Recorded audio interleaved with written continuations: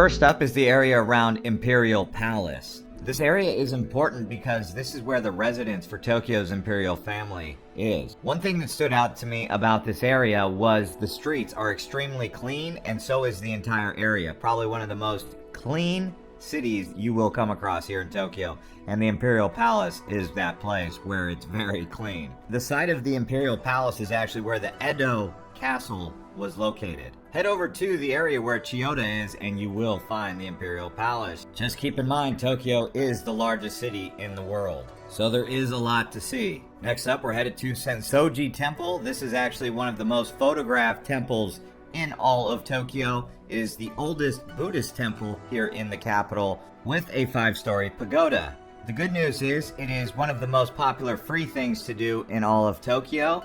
It is located in the city of Asakusa. As you can see, it gets very crowded here as we walk along the market area headed towards the temple.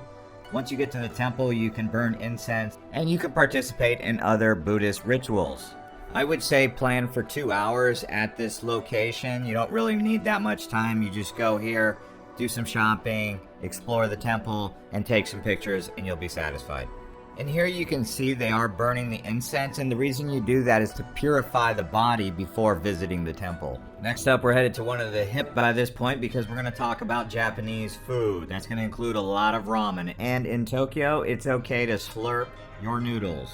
It is actually encouraged, and the reason for that is because you're showing like and satisfaction when doing so. Now, obviously, there are a lot of other types of barbecue, hibachi, and grill food you can get around Japan, like Turkish kebab, but mostly sushi and other Japanese types of food. Also consider trying some sake while here, and of course tempura. Now, tempura vegetables, tempura shrimp, so many different types of tempura, but the big ticket in town is going to be the ramen, and then the grill, and then they also have chicken kayatsu. I would say while here, try to do a lot of food sampling. Definitely something to do.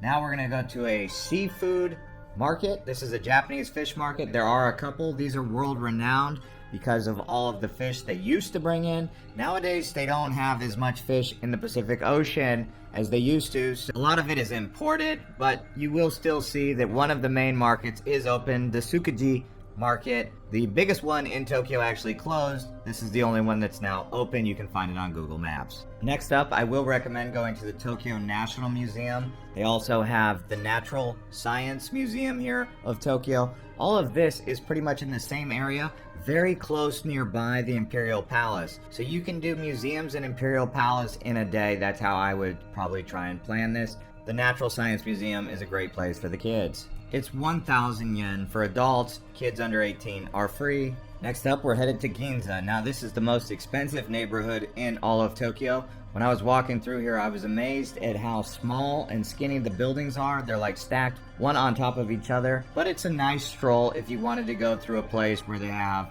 elegant shopping and that kind of vibe of luxury. Ginza is essentially Saks Fifth Avenue, just here in Tokyo. You can also find fine jewelry, which used to be sold here in the 1930s at department stores, which ultimately led to this ultra-modern area known as Ginza District. And from here, you can easily take the Tokyo Metro just down the way a few kilometers to Shibuya. Now, in Shibuya, right when you get out of the train station, you will see Shibuya Crossing, which is actually the busiest crossing in the world. And there's a few reasons why it's the busiest. Number one is a lot of people work down here in Shibuya. Also, it's close proximity to Shibuya Station, which is the third busiest in Tokyo. But then there's also tourists who come down here to do shopping, which all contribute to the crowds. Next up, we're headed to Meiji Shrine. Now, this is another shrine complex. This one's a lot more peaceful and relaxing. You actually walk through a park to get to this shrine than some of the other ones that are in the city that have high crowds. This one's a little bit more spread out and relaxed. You can also do water rituals here, as you will see when you arrive. Now, it is named after the emperor in 1920. His name was Meiji. And that's what this place is, a dedication to that emperor of the 1920s, a prosperity era for Japan. Because he was considered a man of virtue as well as a great statesman who formed many alliances around the world. Next up, we have the Sumo Wrestler Museum. You can go inside here and find out about the history related to sumo wrestling. You will also see other works of art, and some music shows will also be played here. Now that park outside of Meiji Temple is called Yoyogi Park, and that's actually where you walk in from Shibuya. Actually, the best way to get to this area here is probably going to be arrive in Shibuya, walk down the road a bit, and then you'll come to the park. They have a vegetable garden around here. They also grow rice. It's like an urban jungle inside of the big city metropolis of Tokyo, which is impressive because you really feel like you're in the forest, even though you're in a park inside of Tokyo, kind of like what you have in Central Park. And now that we've taken you through Tokyo, we just showed you 20 things to do. There's also a lot of arcades and games that if you can wrap your mind around how to play those games, they can be fun because the locals definitely play it. I never actually got around to playing it. I thought it was a slot machine, but it turns out it's not. That's that Japanese entertainment. But yes, Tokyo is truly a world trendy neighborhoods around Tokyo called Harajuku. There was a famous fashion style that came out of here where they mixed local Japanese clothing with Western styles. And it's really a popular place with young people. So when you're in the area, if you want to go to that kind of vibe where it's young people hanging out doing trendy, fashionable stuff, the main road is Takashita Street. So if you're down here, that's where you want to go. Another popular thing to do in Tokyo is go up to Mount Fuji. It is about a 2.5-hour drive. You can get tours from here, or you can simply drive over there or take the train. And it is actually the tallest mountain in all of Japan. The elevation is 12,400 feet or 3,776 meters. The last time Mount Fuji erupted was in 1707 to 1708. Let's just say it's kind of overdue. And as you probably know, Tokyo is very seismic. Next up, we're headed to Shinjuku. This is one of 23 different wards in the Tokyo area. Now, Shinjuku is popular because it has clubs, karaoke rooms. It's also where they held the new Olympic Stadium, so it's a high-tech sports venue right here in Shinjuku City. This is definitely one of the areas you want to check out if you're looking for nightlife. You will also notice that it's a business administrative area with lots of commercial buildings and towers, so that's another thing that Shinjuku City offers. Also, if you like anime, you're going to find that here in this area, and some ninja history. Next up, I recommend taking the Shinkansen, which is actually the bullet train here in Japan. You can see this high-tech looking train. It will take you all across Honshu, which is the main island. It'll take you to Osaka, but you can also go to the other island where Kyoto is. And this is one of the world's first high-speed rails. Next up, we're going to do a Japanese tea ceremony.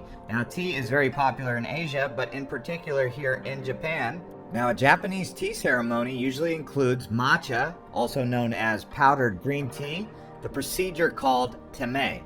Now, tea was originally brought to Japan from China, and it was used for religious purposes in one of these Japanese tea ceremonies. And you can find these across Tokyo, so just do a simple Google search. Next up, I want to encourage you guys to try Japanese treats. So you can see they have those unique vending machines, but also when you go inside of a 7-Eleven or one of the convenience stores, you'll be pleasantly surprised with a variety of treats. Let's put it like this, Japanese snacks and treats are so popular, people actually order grab bags online to be delivered to their house wherever they are around the world. Next up, we're going to talk about Japanese anime.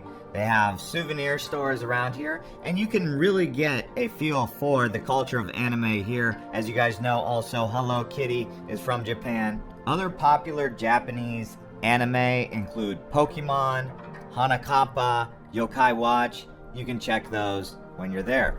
Next up, let's talk about Shinjuku Gaon Garden. Now, as you know, Japanese gardens are known around the world. They're very popular. Well, this here is a really special Japanese garden. You can walk around the grounds and see all types of different flora and fauna that come from here in Japan. There's actually 3 gardens here, one Western, one Japanese style, and a French garden, which is considered the most romantic, especially because they have roses and other variety of flowers that grow really good here in Tokyo. It is 500 yen for adults, but children 15 and under are free. Next up, we're headed to the Tokyo Skytree. This here is a broadcasting and observation tower. It's actually known as the tallest building in Japan as of 2018, standing at over 2,080 feet, which is 634 meters. The building, for the most part, is considered earthquake resistant, which is very important here in Tokyo, as you guys already know. If you can, go to the observation deck and get the views. Next up, we're at the Tokyo Tower, which is similar to the Skytree, but it's a totally different structure. Originally completed in 1958, the Tokyo Tower became a prominent landmark and was actually Japan's tallest building until the Skytree came along. They intentionally painted it orange because they wanted to protect the airplanes from crashing into it, so that's why they painted it this color. It's for air safety.